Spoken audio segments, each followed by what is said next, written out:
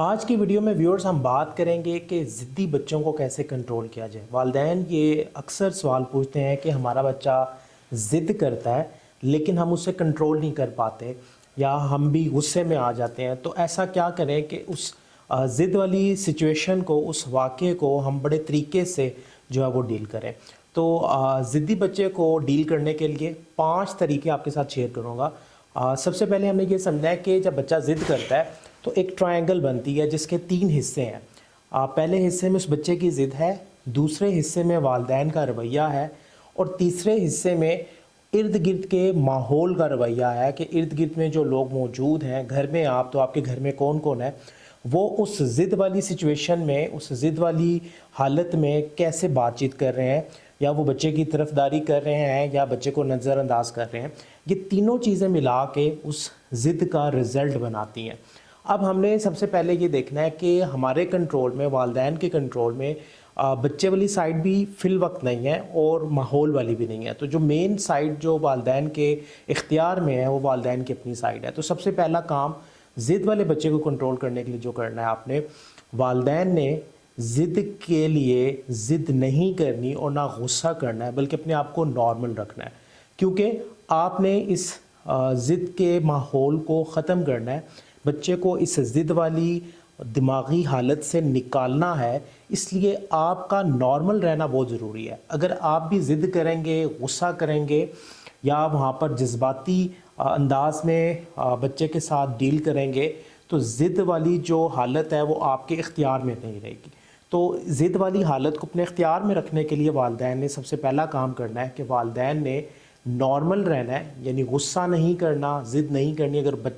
بچے کی ضد کے ساتھ والدین بھی ضد کریں گے، غصہ کریں گے تو وہ ضد ڈبل ہو جائے گی، اور اس ضد کی فریکوینسی، اس ضد کی انٹینسٹی جو ہے وہ ڈبل ہو کے آپ کے سامنے ہے۔ دوسرا کام جو آپ نے ضد والی حالت سے بچے کو نکالنے کے لیے کرنا ہے، آپ نے بچے کو محسوس کروانا ہے کہ آپ اس بچے کو کھلے دل سے سن رہے ہیں، یعنی کہ آپ اس بچے کو سننے کا کام کر رہے ہیں، اس کی بات سن رہے ہیں، اور آپ نے سننا بھی ہے۔ کیونکہ جب بچہ ضد کر رہا ہے اور اگر آپ اس بچے کو سنیں گے نہیں تو اس کی ضد مزید بڑھے گی، اس کی ضد میں اضافہ ہوگا، وہ کمی کی طرف نہیں جائے گی۔ تو بچے کو اس ضد کی حالت سے نکالنے کے لیے آپ نے بچے کو سننا ہے، اسے پوچھنا ہے تاکہ ضد کی وجہ آپ کے سامنے آئے، اور اگر آپ کو وجہ پتہ ہے اس کے باوجود آپ نے بچے کو سننا ہے، اسے سوال پوچھنا ہے، اس سے ضد کی وجہ دریافت کرنی ہے۔ کیونکہ جب آپ بچے سے ضد کی وجہ دریافت کریں گے تو بچے کو یہ ایک اچھا یہاں پر احساس ملے گا کہ میرے والدین مجھے سن رہے ہیں، اس کا مطلب کہ میرے والدین مجھے ویلیو دے رہے ہیں۔ تو بچے کی بات کو آپ نے ٹھنڈے دل سے بغیر غصہ کیے ہوئے سننا ہے۔ تیسرا کام آپ نے یہ کرنا ہے کہ بچے کی توقعات جو ہیں، بچے کی جو ایکسپیکٹیشنز ہیں، ان کو جانچنا ہے۔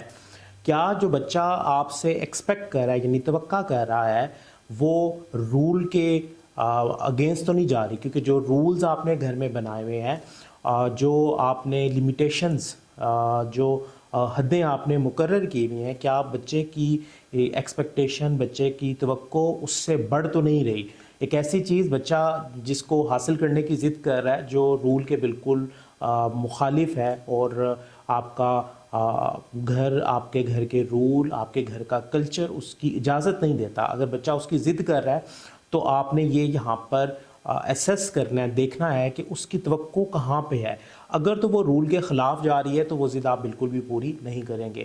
اگر آپ نے ضد پوری بھی کرنی ہے اور آپ کو لگتا ہے کہ وہ ضد رول کے مطابق ٹھیک ضد ہے، تو اس ضد کو آپ نے ایک دم سے پورا نہیں کرنا، اس کے لیے تھوڑا سا ڈیلے چاہیے۔ اس کے لیے آپ نے بچے کو مصروف کرنا ہے، گفتگو میں بچے سے سوال پوچھنا ہے، بچے کی کہانی کو سننا ہے، بچہ اس ضد کو کیوں کر رہا تھا اور اس ضد کی صورت میں بچہ کیا حاصل کرنا چاہتا ہے۔ اس بچے کو سننے سے اس ضد کی کیفیت کم ہونا شروع ہوگی اور ممکن ہے کہ وہ ضد ختم ہو جائے۔ تو آپ نے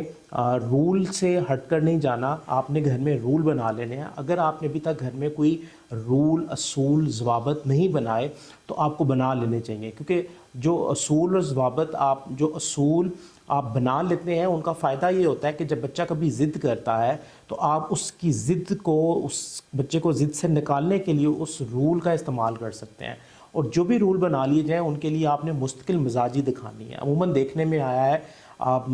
اساتذہ اور والدین یہ غلطی کرتے ہیں کہ وہ جو رول بنا لیتے ہیں اس پر مستقل مزاجی کے ساتھ عمل نہیں کرتے، جس کی وجہ سے اس رول کی اہمیت بچے کی نظر میں ختم ہو جاتی ہے، اور جب بچے کی نظر میں اس کی اہمیت ختم ہوتی ہے تو بچہ رولز کو رولز نہیں سمجھتا اور بیجا ضد کرنا شروع کر دیتا ہے۔ اس سٹیپ پہ آپ نے یہ کرنا ہے، چوتھا کام آپ نے یہ کرنا ہے کہ بچے کو چوائسز دیں۔ جب بچہ ضد کر رہا ہے تو اس کو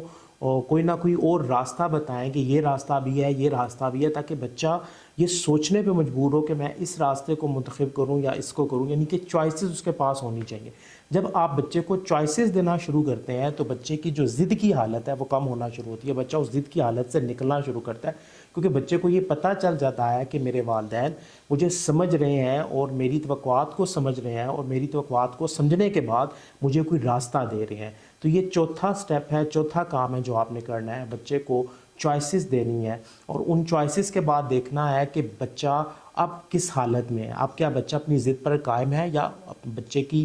جو ضد والی حالت ہے وہ ختم ہو چکی ہے۔ اور پانچواں کام آپ نے یہ کرنا ہے کہ بچے کے ساتھ مثبت گفتگو، بچے کو سن کر صبر کر کے بچے کے رویے کو بدلنے کی کوشش کرنی ہے۔ اگر بچہ ایک